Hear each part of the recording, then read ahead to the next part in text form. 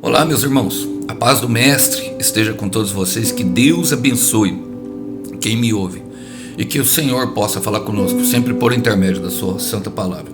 O texto para nossa breve meditação encontra-se hoje no capítulo 10 do Evangelho de João. Nós vamos ler o versículo 11 adiante. Eu sou o bom pastor. O bom pastor sacrifica sua vida pelas ovelhas. O empregado foge quando vê um lobo se aproximar. Abandona as ovelhas porque elas não lhe pertencem. E ele não é o seu pastor. Então o lobo as ataca e dispersa o rebanho. O empregado foge porque trabalha apenas por dinheiro e não se importa, de fato, com as ovelhas. Glória a Deus. Irmãos, o Senhor Jesus, ele pregou essa palavra do bom pastor logo depois de ele ter curado. Bom, na figura dos capítulos a qual João traz, e eu quero dizer aqui a etimologia do nome de João: Deus é gracioso, Deus é misericórdia, porque é muito pertinente aquilo que vai ser pregado. No capítulo 9, o Senhor encontra com um cego de nascença, a qual os discípulos o acusam de pecado. Quem pecou? O pai ou a mãe? E o Senhor falou, não, para que se manifestasse a glória de Deus. O Senhor já sabia tudo o que estava acontecendo. O Senhor via aquele cego desde nascença, a misericórdia dele já acontecia. Ele via quando ninguém o via. E logo depois de curado, o cego vai ao templo, ao lugar de culto, prestar culto a Deus, logicamente, pois ele não conhecia o Senhor Jesus, ele nunca tinha visto. Ele não sabia o que era ver. Imagina, irmãos, uma pessoa que não viu o tempo inteiro. Fecha os olhos, se você conseguir, e tente andar por 5 minutos para ver se você consegue. Sabe, tente entender o amor que Jesus expressou, porque é algo simples, meus irmãos. Muitas vezes nós perguntamos, nós sabemos por que nós vamos à igreja, sabe? Nós sabemos que Deus nos amou, nós sabemos que Jesus morreu por nós, nós sabemos que Ele perdoou os nossos pecados, presentes, passados e futuros, mas é impressionante de olhar, porque às vezes nós não, mesmo sabendo que Ele fez tudo isso por nós, nós não conhecemos e não conseguimos identificar Ele no meio da multidão. E Ele foi aos sacerdotes. O que aconteceu? Chegando lá, esse cego dá uma aula aos sacerdotes, aos líderes religiosos que estão lá, pergunta quem ele que ele fez e se ele era pecador. E ele fala assim, se ele é pecador eu não sei, eu sei que antes eu era cego e agora eu vejo. E assim é a nossa vida com Jesus que deve ser. Mas logo depois, os líderes judaicos, o que eles fazem? Expulsam o cego do templo. Eu quero repetir isso. Expulsam o cego do templo. Expulsam o cego daquele lugar que deveria ser chamado a casa de oração. E por esse motivo o Senhor chega a esse discurso. Eu sou o bom pastor. O bom pastor sacrifica a vida pelas suas ovelhas. Perceba que toda a trama em Mateus 27 se desenrola com um traidor. E o traidor, ele traz Jesus por 30 moedas de prata. É diferente de Pedro, sabe? Pedro nega Jesus. Pedro, ele apenas pelo medo, ele nega Jesus. Sabe? Ele se afugenta, mas ele volta. Eu gosto daquele trabalhador da boa vinha, sabe? Aquele a qual Jesus faz a identificação. Eu não me lembro agora onde está exatamente, e se eu não me engano, é em João 15. Eu não tenho a clara referência agora, mas o Senhor fala assim, quem é que me obedeceu? Eu mandei duas pessoas irem trabalhar na via. Um falou que não ia, pouco depois se arrependeu e foi. E um que falou que ia, pegou e não foi. E é justamente aquela parábola a qual o Senhor fala a medida do amor. Pois a quem muito é perdoado, muito me ama. Ele estava falando claramente, se referindo às prostitutas, aos drogados da época a qual ele andavam e que tinham chamado a um trabalho. Montado esse trilho de amor, nós começamos a entender por que o Senhor levanta pessoas desse meio. Porque eles entendem claramente da onde estiveram. E a igreja, meu irmão, é lugar de ex alguma coisa. Eu, por exemplo, sou ex-drogado. Eu, há pouco tempo, lutei contra a pornografia, um vício solitário que dói muito, porque chegamos na igreja, as pessoas só mostram uma listinha de regra, mas não apontam a solução para nós. Mas a solução está aqui. Eu sou o bom pastor. Ele é bom, meu irmão. Deus é bom. Deus é bom. Tem muita gente pregando que Deus é ruim, que Deus é mau, que Deus castiga. Mas Deus é bom. Jesus é a expressão perfeita do caráter de Deus. Eu sou o bom pastor. O empregado dá a vida às minhas ovelhas. E Judas, o que ele fez? O Judas, ele trocou Jesus. A traição fala disso, de trocar por alguém. Não de abandonar. O abandonar pelo medo é uma ação instintiva, a qual a pessoa está fazendo pelo domínio do pecado, porque ela ainda não conhece. Ela não se reconhece como filho do Senhor. Então ela se torna escrava do medo. Agora, o Judas não. O Judas, ele era filho da perdição. O Judas, ele trocou por dinheiro.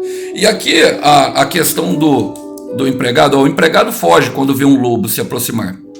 Abandona as ovelhas porque elas não lhe pertencem e ele não é o seu pastor. Então o lobo dispersa o rebanho. O empregado foge porque apenas trabalha por dinheiro. Claramente uma referência de Judas. Agora é impressionante porque até Judas se arrependeu em certa forma. A palavra traz em Mateus 26 que ele teve remorso. Em Mateus 27 que ele teve remorso. E o que aconteceu? Ele se apresentou diante ao Sinédrio. A palavra Sinédrio significa Sinedrion, conselho. Tem muita gente procurando conselho aonde não devia. E aí o que aconteceu? Em Mateus 27, versículo 4, ele fala assim, eu pequei contra um homem inocente. O que o Sinédrio fez? Falou assim, o que temos nós com isso? Aquele homem, não sabendo o que fazer, porque ele poderia ter esperado 3 dias, andou com Jesus o tempo inteiro e não o conheceu. Jogou as moedas, deixou as moedas lá. E as moedas serviram para comprar um cemitério. O dinheiro, longe de Deus, ele serve só para isso, para construir um lugar de morte. E, bom, quem é esse lobo, Alisson? A grande pergunta. Logicamente, é toda uma arquitetação do inferno. Eu falei, o ladrão veio para roubar, matar e destruir em outra ministração, e ele traz a tipologia do inferno, mas traz a tipologia também de um pastor que não consegue levar as suas ovelhas, fazer o trabalho que deve ser feito, que é cuidar. O Senhor traz uma nova perspectiva para nós em Lucas 15. Ele fala que o pastor, ele deve correr atrás da ovelha que se perdeu. E talvez nem seja num sentido de correr atrás fisicamente. Ele pode orar por ela, porque às vezes ela não vai querer receber, ela se perdeu. Ela está com medo, ou ela está envolvida em qualquer outro pecado que seja. Ela não acreditou por diversos motivos, por diversas vivências. Mas esse é o papel do pastor. Agora tem muito pastor se colocando no lugar do pai. E aí entende que a ovelha é o filho pródigo. E não tem nada a ver uma coisa com a outra. O pastor, ele está dentro daquela mulher que perdeu a dracma. Aquela mulher se representa a igreja. Todos nós somos igreja. Tem uma igreja fiel e infiel. E eu gosto porque em Ezequiel capítulo 22, no versículo 27, fala exatamente isso. Fala assim, seus líderes são como lobos que despedaçam as vítimas, destroem a vida das pessoas por dinheiro.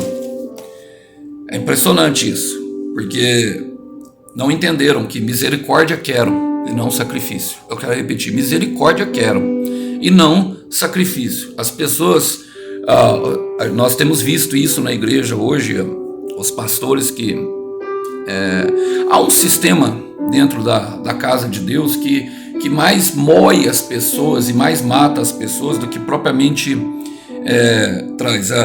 ensinam as pessoas a ter uma vida de sucesso, e esse é um sistema mundano, porque na nossa vida nós teremos tristeza, a nossa vida vai ser muito mais espinhos, pouca rosa e muito espinhos, nós vamos passar por muito espinho, nós vamos ter momentos de dor, e é nesses momentos que nós entendemos quem é Jesus e o que nós viemos fazer.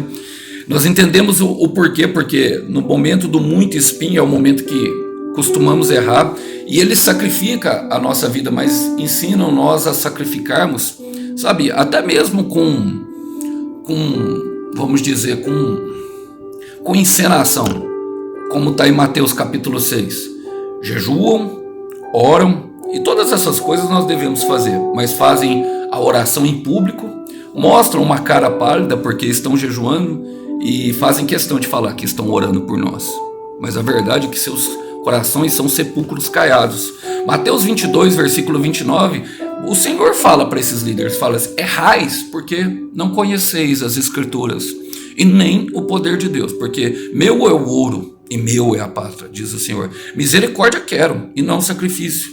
Tiago 2, versículo 23, fala que aquele que não julgar e não tratar com misericórdia na hora do julgamento, 1:23, não terá misericórdia.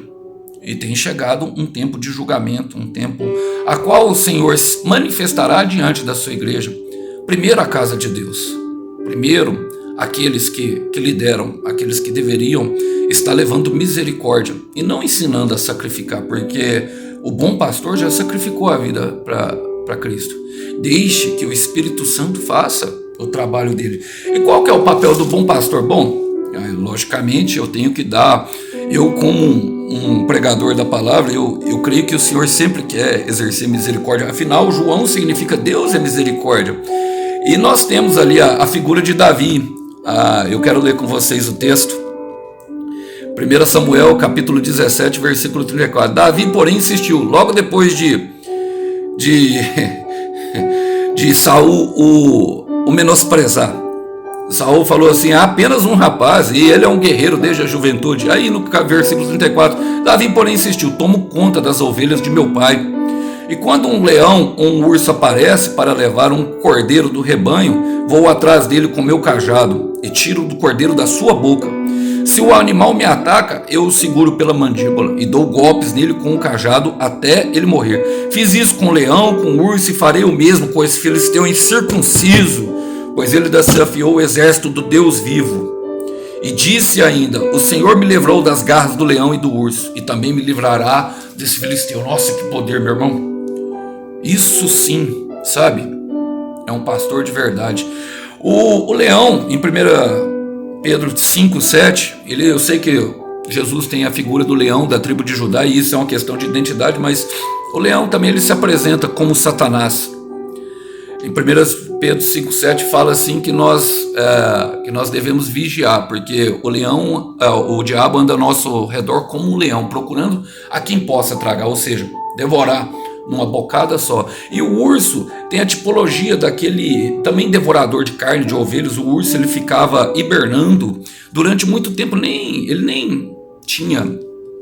nem tinha contato com as ovelhas, na verdade. Ele ficava ali escondido, hibernando, dormindo, e por hibernar longos tempos, perdia energia. Quando saía, às vezes o animal mais frágil, porque a ovelha é um animal indefeso, saía e comia das carnes das ovelhas. O urso ele tem essa tipologia de pastores sanguessugas que aparecem de vez em quando e nem conhecem as suas ovelhas pelo nome, mas o Senhor conhece cada um de nós pelo nome. O Senhor, ele dá a vida. Eu quero terminar dizendo que o bom pastor, na verdade, ele é um amigo fiel. João 15:13. Agora eu vos tenho chamado de amigo, porque um amigo dá a vida pelo seu amigo. E é isso que o Senhor quer. Quando o Senhor Jesus morreu na cruz, meus irmãos, quando o Senhor Jesus morreu na cruz, eu gosto de Salmo 122, que fala quão bom e suave é que os irmãos andem em comunhão, estejam em comunhão. Quando o Senhor Jesus morreu na cruz, ele foi pregado num madeiro. Ele se fez maldição para nós. Ele se fez pecado por nós que não tivéssemos pecado. Em Provérbios 27, versículo 17, fala que Assim como o ferro afia o ferro, o outro homem afia o homem. Logicamente o Senhor quer que nós andemos juntos. E por isso, isso foi um dos motivos que ele foi pregado na cruz. Um prego aqui, outro prego aqui. E no meio deles, sempre esteve Jesus. No meio de qualquer relação, deve ter Jesus. Porque é através do perdão, através desse amor leal, através desse ousado amor que arrisca ir atrás daquela pessoa que se perdeu, mesmo que seja em oração, é que nós devemos manter a nossa confiança. E por que, Alisson, que um prego só foi pregado junto? É porque nós devemos andar junto. Nós não andamos juntos só dentro do templo, nós andamos junto. A nossa verdadeira luta vem aqui fora. A nossa verdadeira luta acontece no nosso dia a dia. E muitos pastores nem sabem o que nós temos passado, mas o Senhor é fiel. Eu quero terminar com Salmo 35, versículo 7, falar assim: eu me alegrarei por teu amor leal. Eu me alegrarei por teu amor leal. Eu exultarei porque viste a minha angústia e conhece a aflição da minha alma. Está falando do Senhor. E assim ele, tempos de tristeza, meus irmãos, vão vir para todo mundo. Mesmo que o teu pastor não tenha exercido a função dele, que é ir atrás e orar pela tua vida, saiba que você tem um bom pastor que sacrificou a vida por você. E mais do que isso, ele não desiste de nenhum de você. Ele levanta pessoas que intercedem pela sua vida, que talvez possam servir como cooperadores de uma obra de salvação maravilhosa que ele apresentará para você e para a sua vida. Então não se preocupe se você frequentou lugares errados. O Senhor conhece a angústia da sua alma e está desenvolvendo um trabalho de salvação para você, para as pessoas que você ama e para a tua família. Eu quero deixar essa meditação hoje para que todos os irmãos reflitam sobre os lugares que têm frequentado. Fiquem na paz do Mestre. Tchau, tchau. Até uma próxima mensagem.